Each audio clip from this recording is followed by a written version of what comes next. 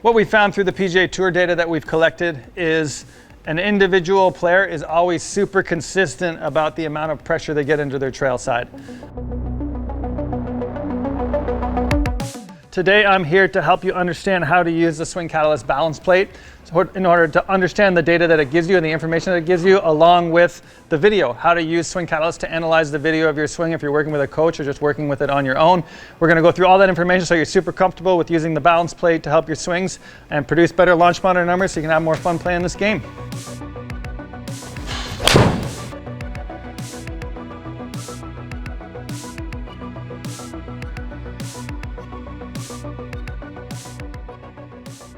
All right, so now we've hit a few shots, and you can see with the integration between the full swing and the Swing Catalyst, all your shots will be lined up along the bottom here, along the bottom row. Click on one and highlight it. Your swing characteristics will be here. So you can see I got my club speed, I got my carry, I got my smash factor. All the numbers that come off the full swing simulator will be here, so you can tell which swing is which based on how far they carried or your club head speed, and they're all lined up along the bottom. Now, once you're in this position, it's still ready to capture. So if you swung more, it would capture that. But once you want to analyze it, there's two ways to do it. You can grab a swing and click on it and just drag it up here. And that gives you all of your information all up here. Or you could just double click on the swing as well, and that will do the same thing. That will bring the swing up into the window where you can view it. Once you're in this data box here, or in this view here, you could see that there is all your data along the side here. The first thing you probably want to do with every swing is set our little timing markers. The timing markers will give you information about the tempo and rhythm of your swing. So what you want to do is just drag the cursor here along until your swing or the club starts to come away from the ball. There's two ways to do this. If you have a keyboard, you could push Control-1 to set this first triangle, and then Control-2 at the top of the backswing and Control-3 at impact. So if you want to use the keyboard, you can do it that way with the shortcuts. If not, you can click this button right here and just drag these little triangles to where you want them. So the first one's going to go right as the club moves away from the ball. The second one's going to go right at the top of the backswing there. And then the third one at impact, or as close as you can get to impact. You can also, so once you set those things, then your tempo and rhythm will show up here. This is a super important number. The best players in the world are super consistent in terms of their backswing and downswing time. So you'll notice often if your swing gets off, it could be because your tempos have changed. So making sure you set those to know day to day how your tempos are changing could be very important. Once you set those, you can decide your layout. And so a lot of users have multiple cameras. So you can use up to 4 different cameras all synced. Here we have 2 cameras synced, a face on and a down the line. Some people have a butt view camera and an above camera, or a one coming down from the ceiling. You can show all 4 cameras at the same time, or you can just show one camera, and over here in the right button here you can decide which camera it is. So if you prefer the face on view, you can look at the face on view. If you want the down the line view, you can look at down the line view. But if you go to layout here, I can also look at both cameras at the same time, depending on what view you want. You can also change the size of the data boxes. Most likely, what you're going to look at with your balance plate is going to be these 3 pieces of information. So the pressure and stance data box, which is going to give us these pressures and the center of pressure and how it moves throughout the swing. We'll talk more about this data box. This is where the majority of the information coming from the Swing Catalyst that will be really useful for you in your swing will be created or placed. Then we have our launch monitor information. The ball flight is shown up here. And then the launch characteristics, so your launch angle, your ball speed, your smash factor, face angle, the path, and the club speed, and then what the ball did, the spin on the ball. So all the information coming from the full swing simulator will be inside this same swing. So you know what the swing looked like video-wise, you know what your pressures were, and you know what the club did and the ball did. So all this information can really help you decide how to improve these numbers. Also possible, some people don't like this. This is the main data box we're going to get from Swing Catalyst. Some people like it a little bit bigger. So if I go into layout and to data centric, I can put my launch monitor numbers up there and my data box much bigger. If you like it bigger this way, we can also make it even bigger. All these options are under layout here. So single recording will give us the 4 different data boxes. And this is where you could put your vertical force by pressure in there. We can talk about the vertical force in a second and what that means. So this is how you could set it up if you like. If you really like the big pressure window, you could put it on data centric and maybe put vertical force in here if you like. Again, you can set this up however you wish. Some people like it even bigger. They like the pressure really big and the video a little bit smaller. That would be under layout and detailed data. And so single recording, the 4 data boxes, data centric, 2 big data boxes with the video still the same size. And detailed data, you can put 1 massive data window and then the video somewhat smaller.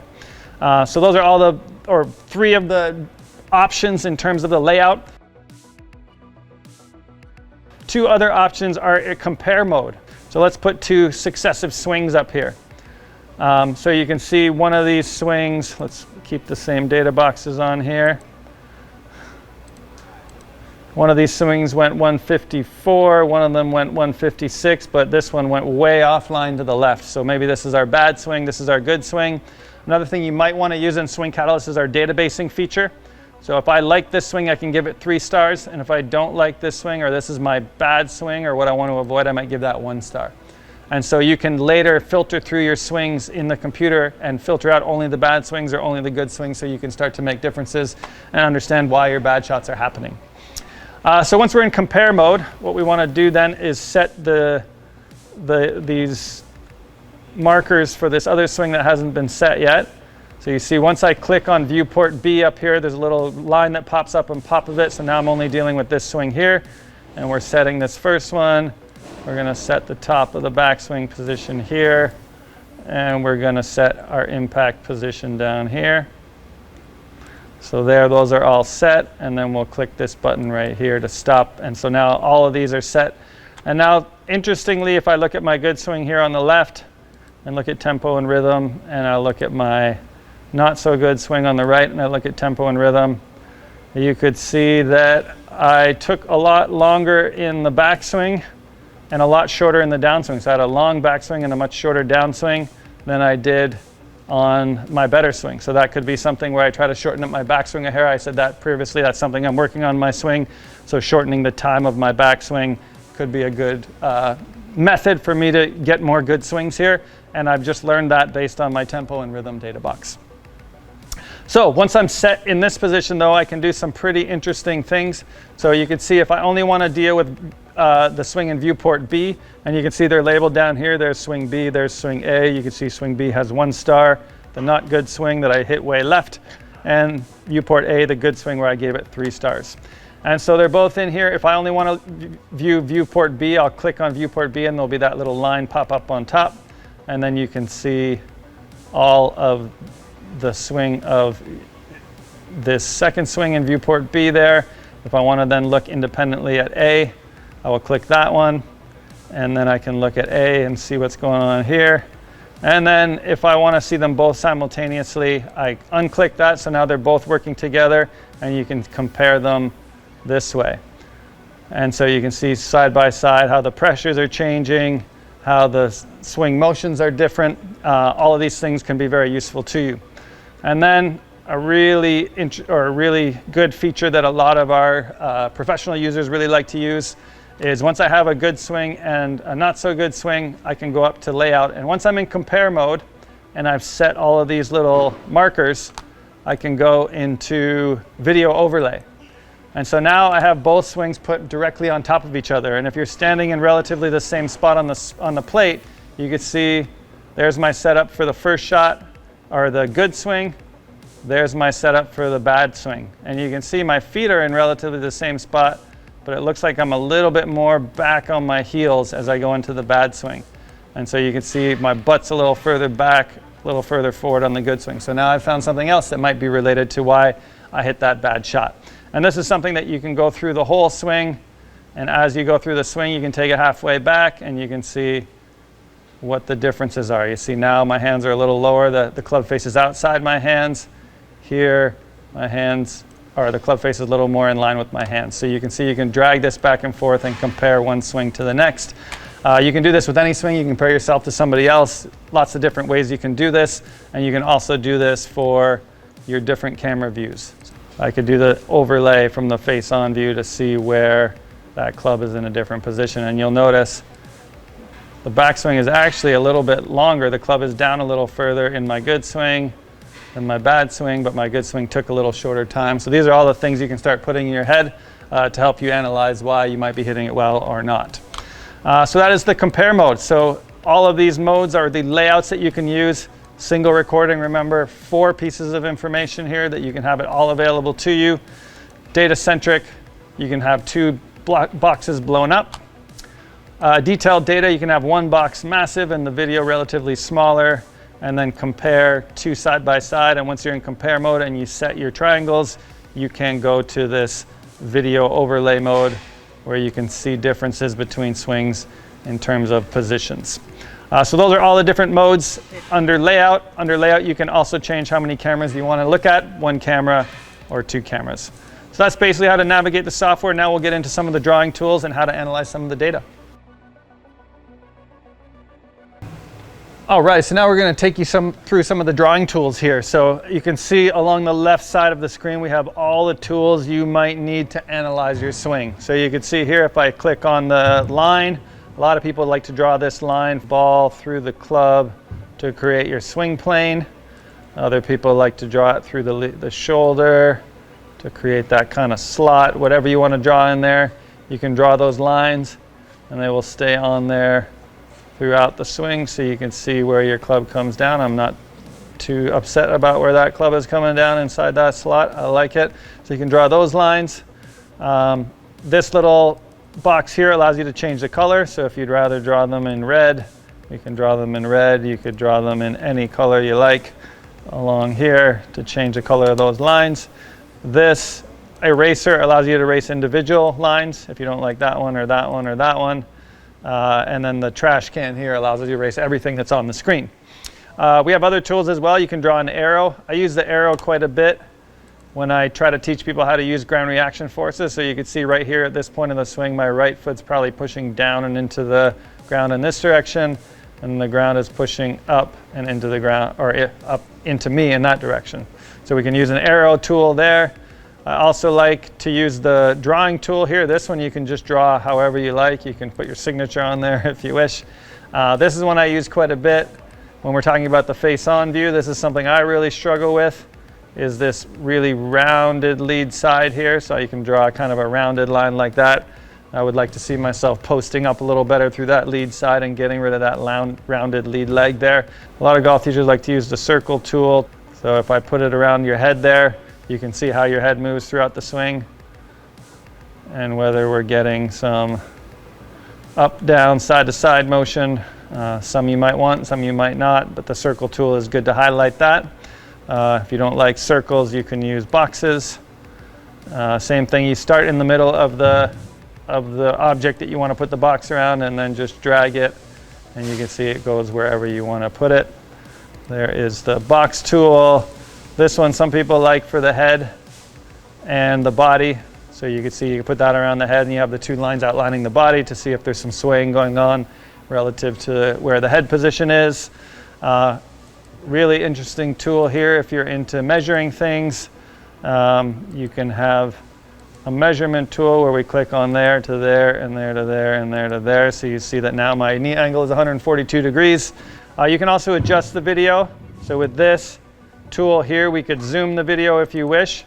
If you're really interested in the positions of your wrists at the top, you can really dig into those wrist positions by zooming in or zoom back out again. This button recenters you within the swing. This button, it's already been clicked, though, fills the screen. Sometimes the video is a little bit smaller, that'll fill it into the entire window. And then with this one, we can move it around a little bit. Sometimes when we're doing that compare mode, if the person's not in the same position, so if you want to compare yourself to a swing you have of another player or another person on the plate and they're not standing in the same part of the plate, you can move them around using this tool so they match the other person. That's generally the time that we would use the moving tool. So all these tools allow us to do whatever we like to the video and analyze it however you wish to. And these tools on the left here can help us do any kind of video analysis that you'd like to do.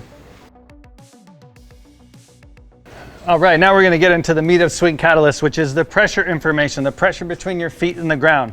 So you can see here, this is your left foot. So this is as if you're looking down on top of your head. This is your left foot, or my left foot here. This is my right foot here. The red, hotter colors is going to be where there's more pressure. The blue, kind of colder colors is where there's going to be less pressure.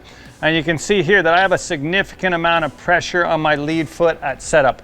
You don't see that too often. Most of the time, really good players are pretty balanced left to right at setup, and so we don't want too much pressure left to right at the beginning. I would say, 50 in the 50s is probably pretty good. That would be something I would need to work on. Also, what I like to look at setup is the balance toe to heel.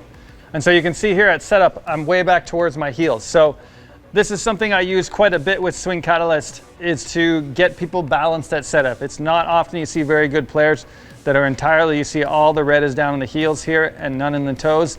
This is something I would need to put a little more pressure in my toes, I believe, to get a little more balance at setup and create a much more athletic golf swing. So looking for a good balance left to right and toe to heel at setup is something you can use this information for. And we can show you a video in a second where we can give you a little drill to work on that. And that's something that you can use this live. You can stand on the plate and see this information live in front of you, and that's how it can be a good drill to work on it. Then the next thing I'm going to look at when I look at this after I see my setup position is I want to see the maximum amount of pressure that I get into my trail side at it's generally around the top of the backswing. Sometimes it's a little bit earlier. So you see here in this swing, I'm 72%, which isn't very good for me.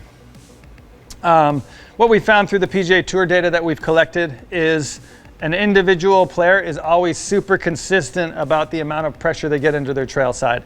Tommy Fleetwood we had on the plate, and he was within 1 or 2%. He hit 3 wedges, 3 7-irons, and 3 drivers. Every single one was exactly the same amount of pressure into the right foot. And the amount of pressure you get into your right foot is kind of a measure of how much you're using each leg in your swing. And so within an individual player, it's super consistent, but amongst players, it's extremely variable. We have some players who only get 50% maximally into their swing, so they never actually transfer more pressure onto their right side. That would be a very left leg dominant swinger. And then we have players that get 100% into their trail side. They would be a very right leg dominant swinger, and then in between. Discovering what is best for you is going to be important. So figuring out what your optimal right foot pressure is going to be really important for your swing.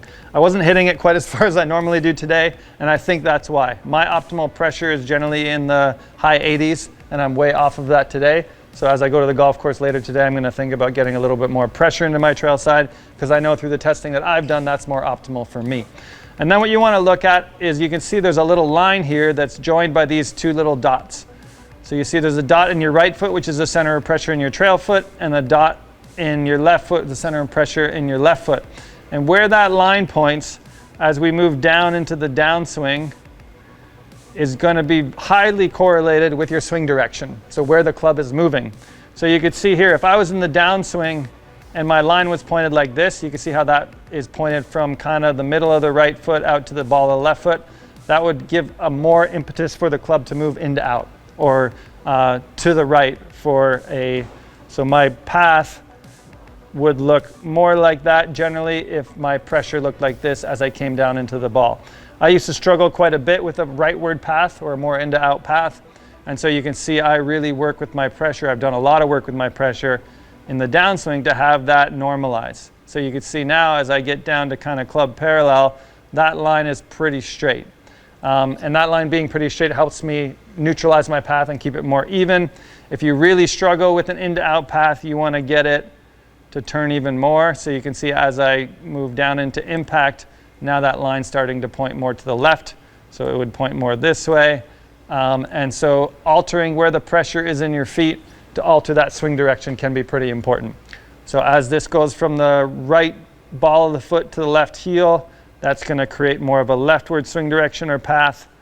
And as we go from the right heel to the left ball of the foot, that would create a more rightward swing direction or path. And so you can use this and play with your pressures to try to alter. If you're hooking and blocking the ball, you want to try to get that pressure to turn more into the heel to create a more leftward swing direction. If you're struggling with slices, we might want to keep that pressure in the ball of the foot a little longer to get that club moving outwards and creating less of a slice. Another thing you really want to look at in the pressure and stance data box is the stance width. How your body moves is relative or really related to how far apart your feet are. So as we get further apart with our feet, that'll create more impetus for us to move side to side. As we get our feet closer, that's going to create more impetus for us to turn. And so dialing in your particular stance width is super important. And so you can see here, 16.6 is my stance width in this particular swing, which was a good swing. And in this one, I was 16.2, so I was a little narrower. And I know from my swing, I like to get a little more pressure to the right and produce a little more sideways motion, and that wider stance is a lot better for me. So making sure you realize how far apart your feet are is super important to how your body moves, and this will dial that in for you. I know a lot of times when people go play in really windy places, they get super wide. Then you can come back to your simulator and realize, oh, I'm way wider than I was before. That's why I'm not hitting it so well. So dialing your stance width is super important, and that number is given to you here on Swing Catalyst. Make sure that you are super consistent and produce optimal golf shots. Thanks so much for watching these videos. If you have any questions, please contact Swing Catalyst. I'd be happy to help you answer any questions you might have and hopefully get you on the path to much more consistent and better golf.